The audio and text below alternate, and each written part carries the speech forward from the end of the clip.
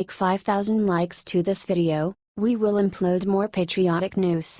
Thank you. Breaking bombshell: Hillary Clinton witness agrees to testify against her. Hillary Clinton has spent the last few months whining about Donald Trump's supposed collusion with Russia. However, now her own crimes in the election are about to be exposed, as a key witness has just agreed to testify against her. Earlier this week, the Senate Judiciary Committee sent out a subpoena to Glenn Simpson, co-founder of Fusion GPS, which has been on the payroll of Clinton's Democrat cohorts for years. This was the company that sent out the infamous dossier of unsubstantiated allegations about President Donald Trump, including that he had prostitutes urinate on him in a Moscow hotel room that Barack Obama once stayed in. Simpson initially refused to testify, which is why the committee sent out the subpoena. However, the committee has since retracted the subpoena, as Simpson has agreed to testify willingly. However, since that time, Mr. Simpson, through his attorney, has agreed to provide a transcribed interview and requested that the subpoena compelling his attendance at Wednesday's hearing be waived. Committee Chairman Chuck Grassley, R. Iowa, and Ranking Member Dianne Feinstein, D. California, said in a statement. "We've reached an agreement on this request and have withdrawn the subpoena." Fusion GPS returned to the spotlight after claims spread that Donald Trump Jr. met with Russian lawyer Natalia Veselnitskaya to get dirt on Clinton, which the Russian said that she had. Veselnitskaya has ties to Fusion GPS, and Attorney General Loretta Lynch used this connection to get the lawyer into the U.S. without a visa. It appears that Clinton, Fusion GPS, and Veselnitskaya teamed up to frame Trump. Clearly, they were working on this Russia collusion narrative even before Trump won the election. Share this story if you think Hillary Clinton should be locked up.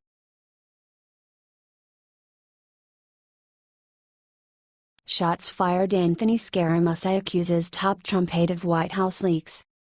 Since being appointed as White House Communications Director last week, Anthony Scara has made it known that he will be shaking things up in Donald Trump's White House and working overtime to plug the leaks there. Now, it appears that Scara has zeroed in on someone as the main White House leaker, and the identity of this person will shock you. The Hill reported that Scara just publicly insinuated that White House Chief of Staff Reince Priebus is a leaker. On Thursday, Scara called into CNN to challenge Priebus to deny that he is not a leaker. "When I put out a tweet and I put Reince's name in the tweet, they're all making the assumption that it's him, because journalists know who the leakers are," Scara said. "If Reince wants to explain he's not a leaker, let him do that. But let me tell you about myself. I'm a straight shooter and I'll go right to the heart of the matter," he added. Scara went on to indicate that his relationship with Priebus is very tense, likening it to the biblical brothers Cain and Abel. Cain murdered Abel in the book of Genesis and then lied about his actions to God. "If you want to talk about the chief of staff, we have had odds, we have had differences," he said.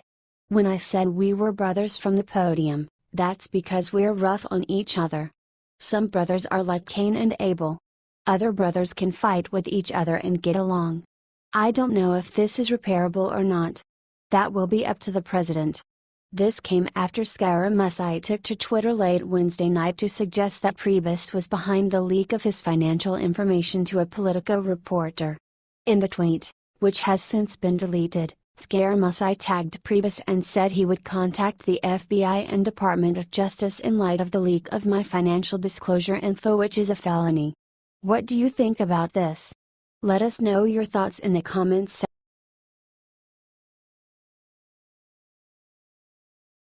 Happening now: beloved Fox News personality leaves network. Fox News fans were saddened to learn this week that a beloved personality has left the network to join another. Western journalism reported that Fox News red-eye personality Andy Levy has left the conservative network to join HLN, where he will produce and appear in a new program being launched by the network.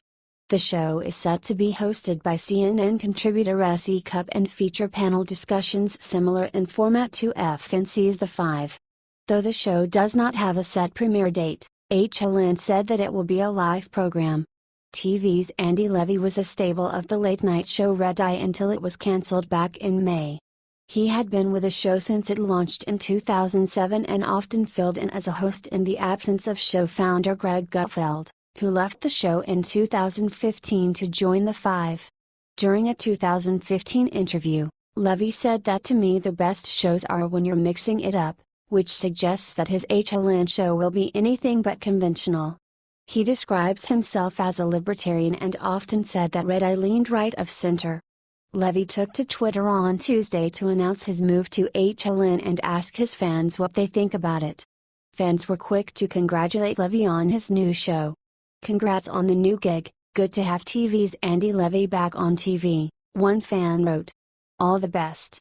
You're 2D and good to be on the bench for long," another added. What do you think about this? Let us know your thoughts in the comments section.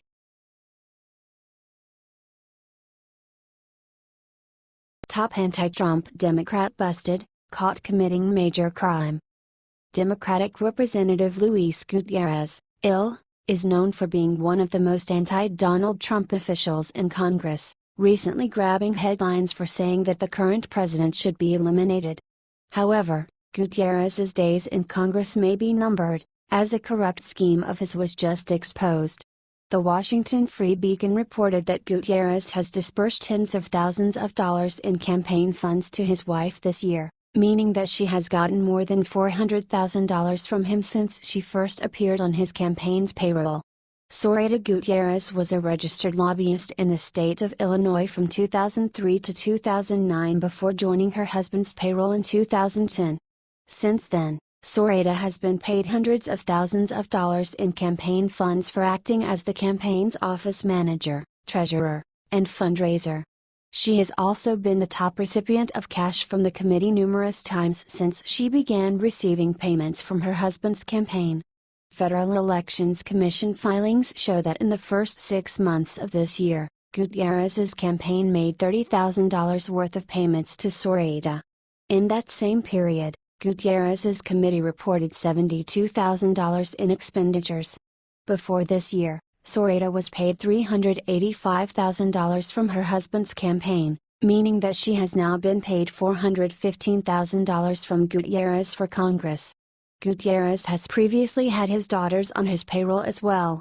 His daughter Omara Gutierrez was given $4,270 for bookkeeping between 2004 and 2009, and his other daughter Jessica Gutierrez was paid $600 in 2004 for a fundraising project.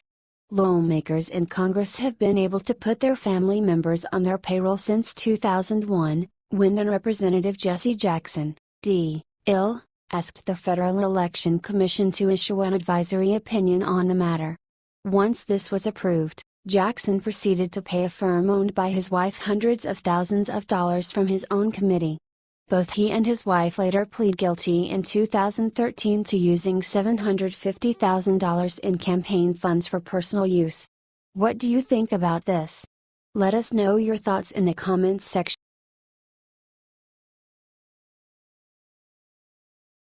O.J. Simpson makes sickening announcement days after parole. Millions of Americans were furious last Thursday when disgraced NFL star O.J. Simpson was granted parole after serving just 9 years of a 33-year sentence for robbery and kidnapping. Many people feel that he should be in prison for life for the murders of his ex-wife Nicole Brown Simpson and her friend Ronald Goldman, a crime Simpson was officially acquitted of but was convicted of in the court of public opinion. That's why it came as a sickening surprise when Simpson made an announcement about Nicole's grave through his lawyer this week. CBS News reported that Simpson's lawyer Malcolm Laverne went on CBS This Morning this week to slam reports that the former NFL star plans to visit Nicole's grave upon his release. After watching the segment, Simpson asked Laverne to deliver a message that he visited Nicole's grave on countless occasions before he was incarcerated, and that he has every intention of doing so again. Simpson added that it's judgmental to describe something he did before his incarceration as insensitive. This came after Ron Goldman's family went on CBS This Morning to slam Simpson for boasting that he lived a conflict-free life during his parole hearing. Conflict-free except for the wife-beating of his first wife, Nicole, said Fred Goldman, Ron's father. He's hardly conflict-free. Ron's sister Kim added, and you can't ignore the fact he was held responsible in the civil court for killing Ron and Nicole. Though Simpson was ordered to pay more than $20 million to the Goldman family after losing the civil suit, Kim said he has paid less than 1% of that. He's never physically paid anything. We've taken things from him, but he's never willingly paid a penny, Fred said. The Goldmans were asked if they feel Simpson is the same person after spending years behind bars. I believe without a doubt he's the same person. I think he showed it clearly during the parole hearing. His snickering about things. The arrogant looks when they're reading things. The way he snapped at one of the commissioners on the parole board, Fred said. I think he is exactly who he always is. Share this story if you think O.J. Simpson should still be locked up.